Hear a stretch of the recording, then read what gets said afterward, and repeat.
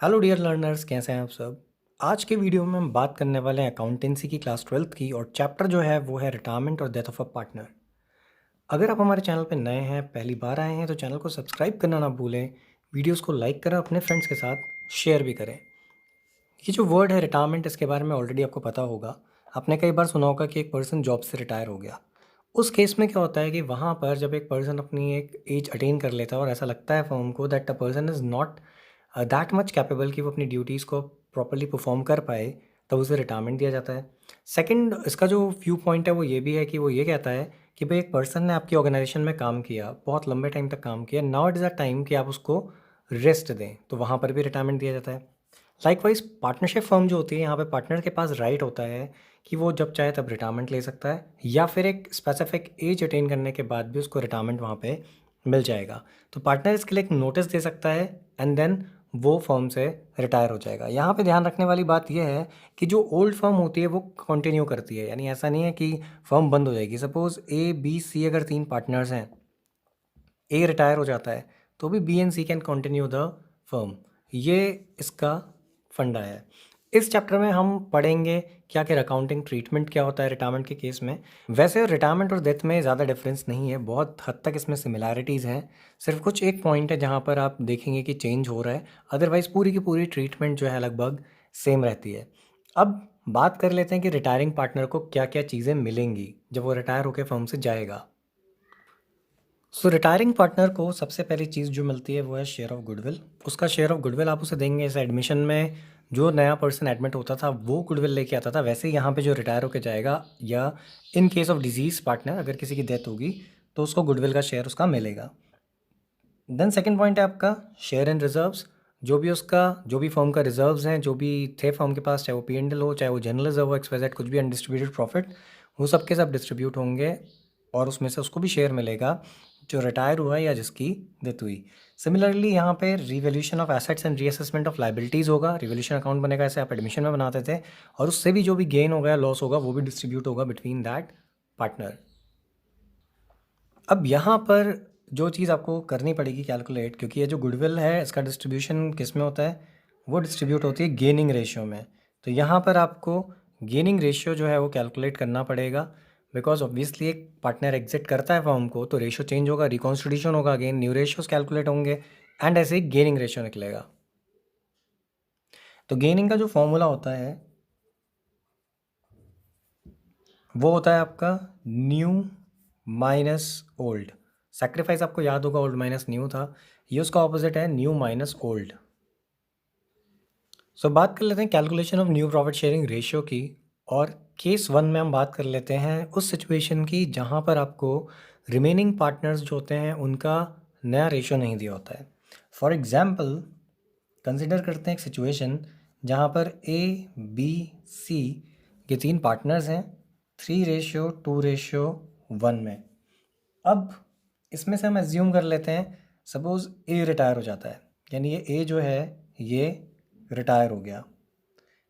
अब क्योंकि आपको कोई और इन्फॉर्मेशन दी नहीं है, क्वेश्चन एज इट इज़ यही लिखा होगा कि ABC are partner sharing this this this and A retires.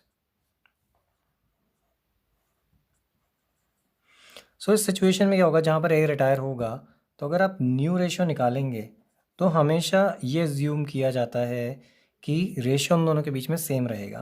तो हम क्या करेंगे, ए को गायब कर देंगे, एंड न्यू रेशियो जो है बिटवीन बी एंड सी वो हो जाएगा 2:1। सिमिलरली अगर इसी केस में हम मान लें कि बी रिटायर हो जाता है,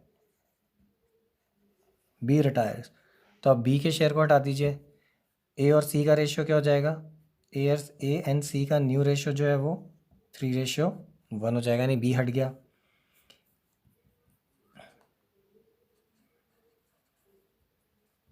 ऐसे ही अगर आप एज्यूम करें एक सिचुएशन जहाँ पे सी रिटायर हो रहा है, तो अगेन जब सी रिटायर होगा तो जो न्यू रेशियो है बिटवीन ए एंड बी वो क्या बन जाएगा, वो जाएगा, सी को हटा दीजिए, it will be 3:2 between A and B. तो एक सिंपल सी सिचुएशन है जहाँ पर एज्यूम कर लिया जाता है कि the existing partners will be continuing to share their profits in the same ratio as before. तो यहाँ पर अगर कोई कंडीशन आपको नहीं दी गई है, कोई नया रेशियो नहीं दिया गया है, तो ईजिली आप न्यू रेशियो ऐसे ही कैलकुलेट करेंगे।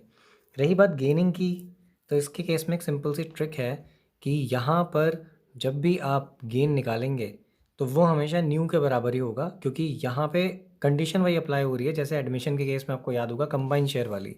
तो वहाँ पर क्या होता था, ओल्ड रेशियो ही सेक्रीफाइस बन जाता था, क्योंकि ये जब आप ओल्ड माइनस न्यू करते थे तो सेम चीज़ आती थी। यहाँ पर भी अगर आप न्यू माइनस ओल्ड करेंगे, जैसे मान लेते हैं ए रिटायर होके गया था तो बी और सी के बीच में रेशियो 2:1 था।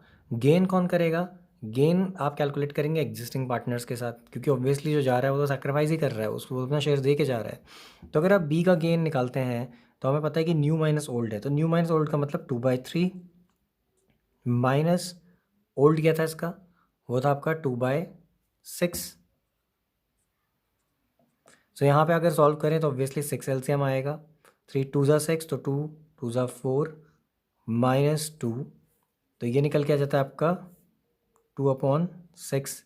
सिमिलरली अगर आप सी के लिए कैलकुलेट करते हैं न्यू माइनस ओल्ड तो 1/3 -1/6, अगेन 6 एलसीएम आता है यहाँ पे। और इसको अगर आप सॉल्व करेंगे तो वो क्या हो जाएगा, हो जाता है 3 2 ज़ा 6 तो 2 - 1 दैट इज़ 1/6। सो अगेन ये एक रेशियो मिल रहा था आपको, ये एक मिल रहा था, तो 2:1 ही आपका गेन है। तो ये आपके लिए एक सिंपल सी ट्रिक है कि अगर ऐसी सिचुएशन अप्लाई होती है जहाँ पर आपको कोई इन्फॉर्मेशन नहीं दी गई है रिगार्डिंग द न्यू रेशियो, तो वहाँ पर न्यू रेशियो ही गेनिंग रेशियो बनेगा। और वो कैसे निकल जाएगा, आप सिंपल सा फंडा है कि उसको हटा दीजिए, उसके शेयर को हटा दीजिए जो रिटायर होके गया है। सो नेक्स्ट केस है हमारा जहाँ पर रिटायरिंग पार्टनर का शेयर जो है वो रिमेनिंग पार्टनर्स ले लेते हैं किसी रेशियो में।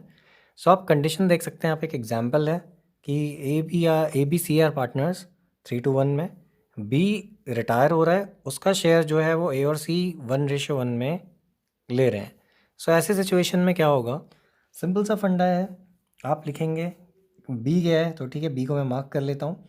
मैं लिखूँगा as gain out of B share कितना है, तो हम क्या करेंगे, बी के शेयर को डिवाइड कर लेते हैं, दैट इज़ 2/6 इंटू 1/2। 2 1 ज़ा 2, 6 2 ज़ा 12। सिमिलरली हम निकाल लेते हैं सी का gain, C's gain out of B share, same चीज़ निकलेगी बिकॉज ऑब्वियसली दोनों उसके शेयर को इक्वली ही डिस्ट्रीब्यूट कर रहे हैं।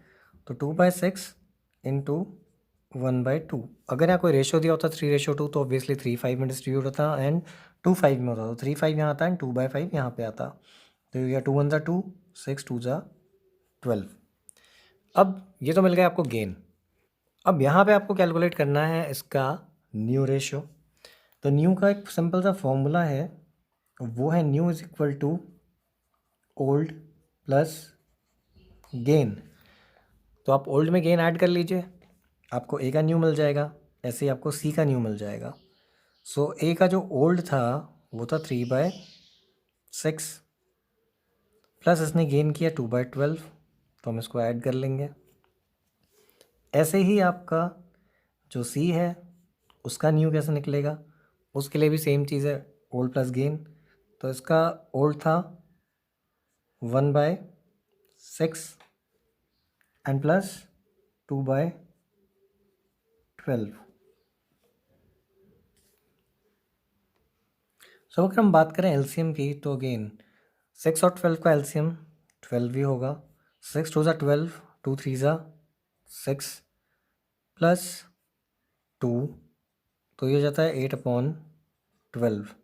सिमिलरली यहाँ की अगर हम बात करें again same cheese, 12 LCM and 6 2 ज़ा 12 तो प्लस 2 प्लस 2, तो ये जाता है 4/12। इसका अगर हम रेशियो निकालें 8:4 को रिड्यूस करें तो ये आ जाता है 4 1 ज़ा 4 एंड 4 2 ज़ा 8, यानी कि 2:1 is the new ratio. And gain आपने ऑलरेडी निकाला है, जो कि क्वेश्चन में ऑलरेडी आपको दिया था, वो है 1:1। अब ध्यान रहे कि गेनिंग शेयर में और गेनिंग रेशियो में डिफरेंस होता है। आपने जब इसके शेयर को डिस्ट्रीब्यूट किया था तो वो इन दोनों का गेनिंग शेयर था जो इनको गेन हो रहा था, और ये जिस रेशियो में गेन हो रहा है दैट इज़ 1:1। तो इस टाइप से आप सॉल्व करेंगे। मेनली इस केस में एडमिशन की तरह बहुत सारे केसेस नहीं हैं कैलकुलेशन करने के रेशियोज़, सिर्फ कंडीशंस दी हुई हैं आपको और उन कंडीशंस को ही एग्जीक्यूट करना है। जैसे फर्स्ट केस था एंड सेकंड केस ये है, यहाँ पे रेशियोज़ चेंज हो सकते हैं, यहाँ पे कोई और रेशियो हो सकता है, तो अकॉर्डिंगली आप उस चीज़ को सॉल्व करेंगे। So this much in today's video. I hope video में जो भी आपको पढ़ाया कि आपको समझ में आया होगा। वीडियो को अपने दोस्तों के साथ शेयर भी करें और पीताम्बर एजुकेटर्स यूट्यूब चैनल को रिकमेंड भी करें अपने फ्रेंड्स के साथ कि वो इसको सब्सक्राइब करें, बिकॉज हम बहुत सारे informative videos time to time लेके आते रहते हैं। Thanks watching the video.